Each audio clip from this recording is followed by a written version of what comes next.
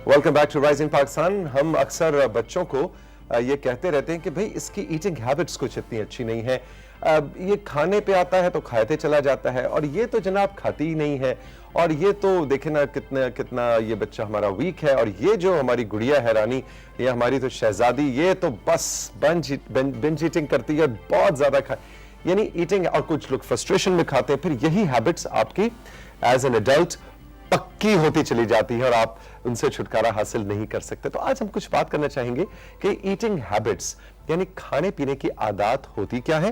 और जोहा अकरम जो एक न्यूट्रिशनिस्ट है, उन्होंने तो हमें यह बतलाया कि भाई ये इसमें बड़ों का या बच्चों का कोई कसूर नहीं होता।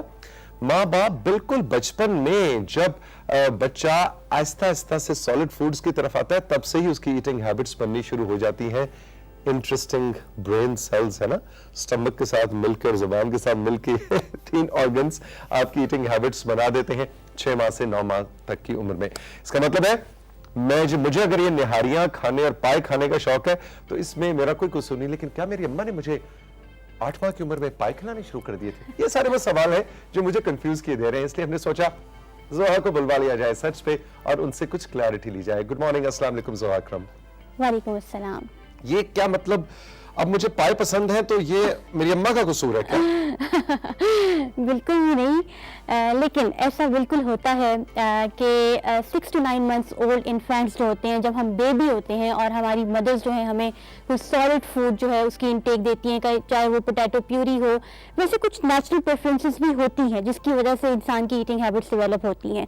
लेकिन वीनिंग जो कि 6 to 9 months की ओल्ड इन्फेंट्स को दी जाती है, जो फूड कॉम्प्लीमेंट्री डाइट दी जाती है, इसमें ईटिंग हैबिट्स का बहुत इंपॉर्टेंट रोल होता है, और ये वही ईटिंग हैबिट्स हैं जो हम सारी उम्र लेकर चलते हैं।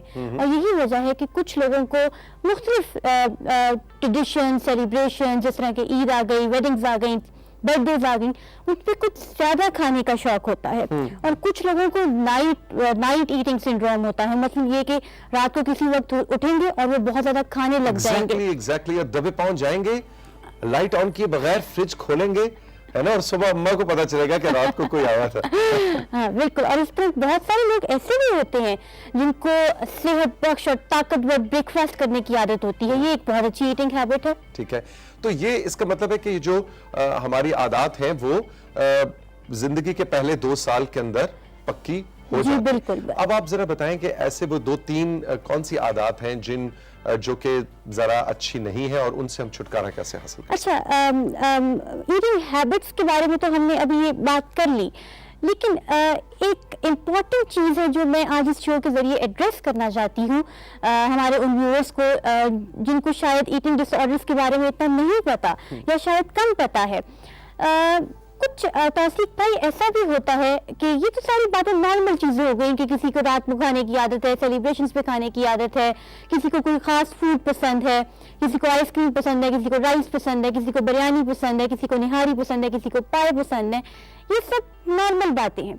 लेकिन कुछ कंडीशंस ऐसी होती हैं जो किसी खास मेंटल डिसऑर्डर या साइकोलॉजिकल कंडीशन की वजह से हमारी फूड प्रेफरेंसेस को, फूड इनटेक को अफेक्ट करती हैं। मसलन ये कि किसी पेशेंट को एनोरेक्सिया नर्वोसा, थोड़ा मुश्किल नाम है लेकिन ऐसा है कि anorexia nervosa, bulimia nervosa, binge eating, ये 3 ईटिंग मेन डिसऑर्डर्स हैं जो किसी मेंटल कंडीशन या साइकोलॉजिकल डिसऑर्डर की वजह से हो सकते हैं। चलिए एक एक करके आप जरा हमें मुख्तसरन हाँ जी बिल्कुल। तो सबसे पहले तो एनोरेक्सिया नर्वोसा की बात करते हैं। एनोरेक्सिया नर्वोसा में जो पेशेंट होता है उसकी मेंटल कंडीशन कुछ ऐसी होती है कि वो चाहता है कि वो ऑब्सेस्ड हो जाता है अपने वेट के साथ, अपनी बॉडी इमेज के साथ और फूड इनटेक के साथ, जिसकी वजह से वो अपने फूड को रिस्ट्रिक्ट कर लेता है।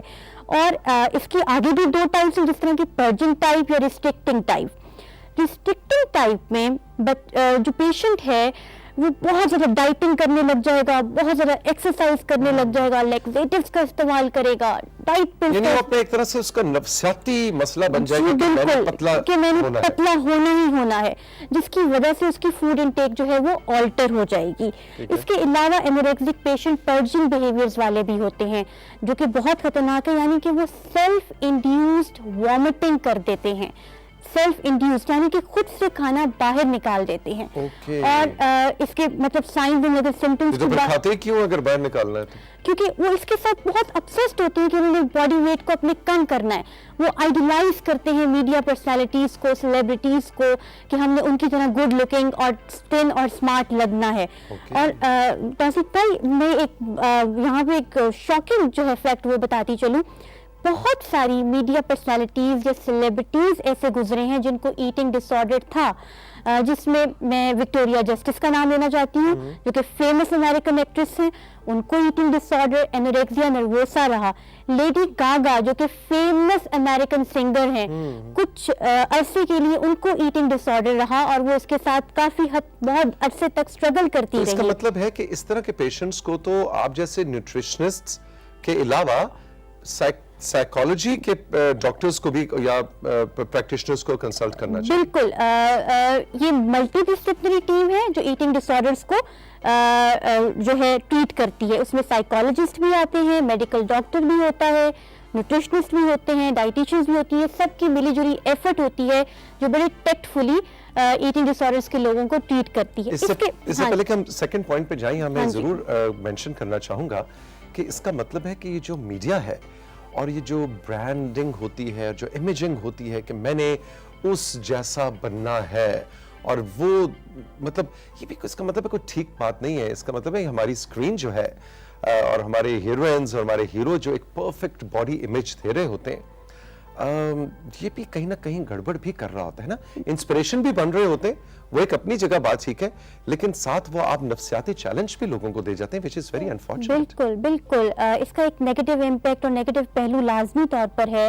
इसकी वजह से बहुत से लोग जो हैं वो अपने बॉडी इमेज और अपने वेट के साथ सेल्फ ऑब्सेस्ड हो जाते हैं, आइडियलाइज करने लग जाते हैं। और क्योंकि आमतौर पे कल्चरल प्रेफरेंस भी ये है ना तौसीफ भाई कि स्थिन और स्मार्ट लुकिंग लोग जो है वो गुड लुकिंग है।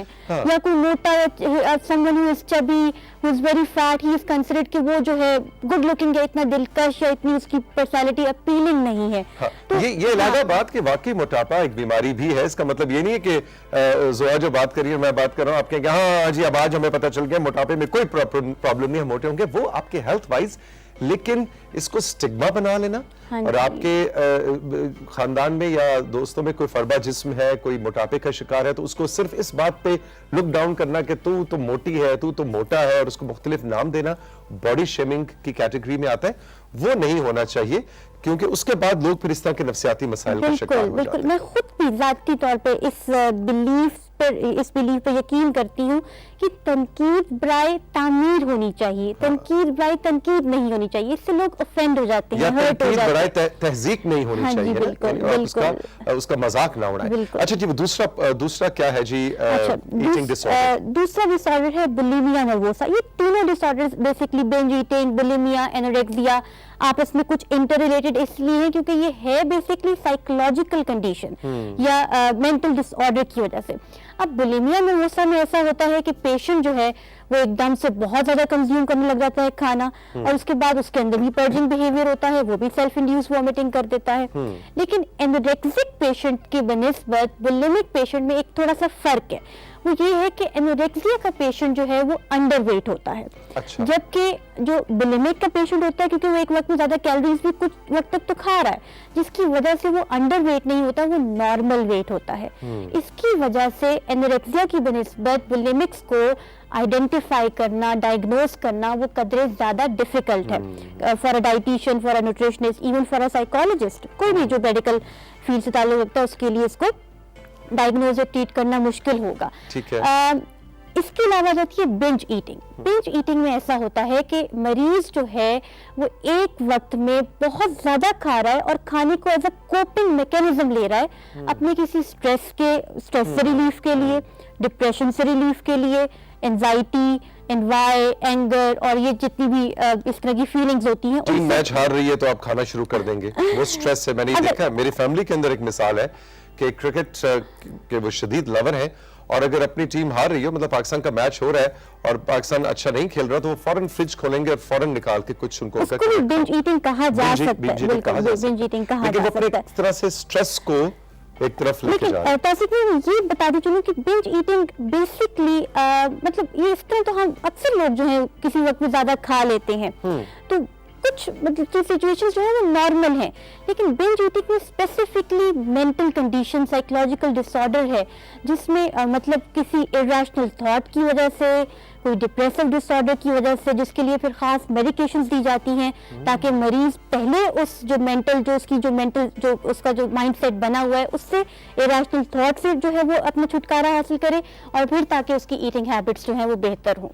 इंटरेस्टिंग। तो आपके पास तो बड़ी दिलचस्प कहानियां आती होंगी, है ना, कि बज़ाहिर जो है मसला मोटापे का है या बहुत ज्यादा पतला होने का है और ईटिंग डिसऑर्डर्स है, लेकिन वो जाके कनेक्ट आपके एक नफ्सियाती किसी मसले से होती है। जी बिल्कुल बिल्कुल। इंटरेस्टिंग। अच्छा, अब कोई एक दो, आखिर में हमारे पास 2-3 मिनट है सेगमेंट के, कोई 2-3 जनरल टिप्स आप ईटिंग हैबिट्स के हवाले से इन तीनों कैटेगरीज को साइड पे रख के, आजकल का देखें स्ट्रेसफुल लाइफस्टाइल तो है, इसमें तो कोई शक नहीं, मतलब टेक्नोलॉजी ने, सोशल मीडिया ने हमारी जिंदगियों को और ज्यादा चैलेंजिंग कर दिया है। या तो आज आपने बताया कि हम लोग भी इधर टीवी शीवी बैठ के कोई अच्छा काम नहीं कर रहे होते हैं ना, हम वो स्टैंडर्ड सेट कर देते हैं अपने ड्रामों में, अपनी फिल्मों में, और लोग फिर उसको फॉलो करना चाहते हैं। तो हम मीडिया के लोग भी कोई अच्छे लोग नहीं, आज आपने हमें ये भी बता दिया। नहीं बिल्कुल नहीं, अब आपने कह दिया, लाइव शो है, आप कुछ नहीं कर सकते, आपने कह दिया तो हमें मानना पड़ेगा। लेकिन 2-3 जोहा, कोई 2-3 ऐसी टिप्स जनरल ईटिंग के हवाले से। अच्छा, वो तमाम लोग जिनको ईटिंग डिसऑर्डर है उनके लिए इस शो के तवज्जो से मैं ये एक बात जो है वो जो है कन्वे करना चाहती हूँ, ताकि वो लोग जो ईटिंग डिसऑर्डर की वजह से परेशान हैं, देखिए सबसे पहले तो ईटिंग डिसऑर्डर अगर आपको है तो इसमें परेशानी की बात नहीं है। बहुत अच्छे डॉक्टर्स, साइकोलॉजिस्ट, डाइटिशियन, न्यूट्रिशनिस्ट हमारे पाकिस्तान में मौजूद हैं जो कि इसको बहुत अच्छे तरीके से ट्रीट कर सकते हैं।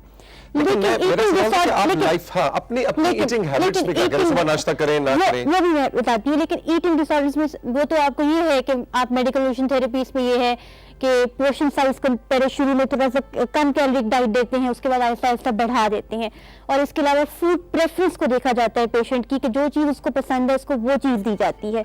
बिंज ईटर्स जो होते हैं उनको थोड़ा सा बल्की फूड, प्रोटीन रिच फूड दे दिया जाता है ताकि उनको feeling of satiety, feeling of fullness आए। लेकिन एक बात जो मैं बताना चाहती हूँ कि इसमें मेडिटेशन, फिजिकल एक्टिविटी, एक्सरसाइज का बड़ा रोल है। एक छोटी सी सूरत है, सूरत कुरैश, अगर खाने के बाद 3 मरतबा कोई भी शख्स जिसको ईटिंग डिसऑर्डर हो ये सिर्फ 3 मरतबा पढ़े तो इसकी फजीलत ये है कि आपको उस खाने से किसी किस्म का नुकसान नहीं होगा। अब मैंने ये बताया ना तौसीफ भाई कि ईटिंग डिसऑर्डर में मरीज को क्या लगता है कि ये खाना मुझे नुकसान देगा, और सूरत की फजीलत ये है कि आपको वो खाना नुकसान नहीं देगा जब आप वो पढ़ लेंगे।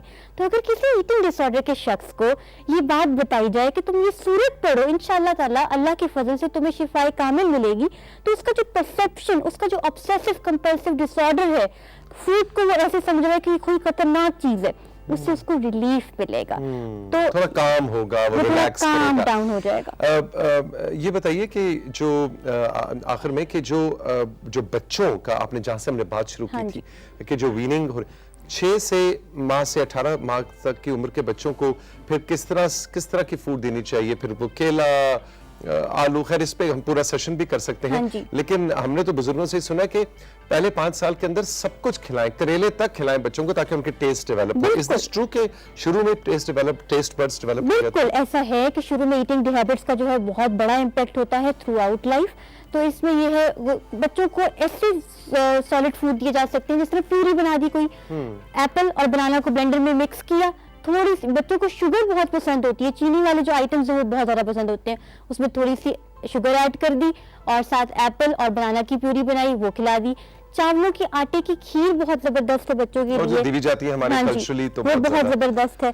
इसके अलावा जो है इस तरह की तमाम प्यूरीज और बनाना मैश करके दिया जा सकता है। 8 माह के बच्चे को बनाना के अंदर करेले मिक्स करके दिए जा सकते वो तो 8 माह तो क्या, अगर आप किसी भी माँ के बच्चे को देंगे तो उसको रिफ्यूज कर देगा। लेकिन हमारे बच्चों में सब कुछ खिलाया तो तभी हमें सब कुछ पसंद है। ज़ोहा, थैंक यू वेरी मच, बहुत बहुत शुक्रिया, बहुत अच्छी इनपुट आपकी थी, खासतौर पे जो ईटिंग डिसऑर्डर्स है, एक नया टॉपिक था जिसको आज हमने अनफोल्ड किया, और फ्यूचर में आपसे मुलाकात होती रहेगी। Thank you very much. Thank you.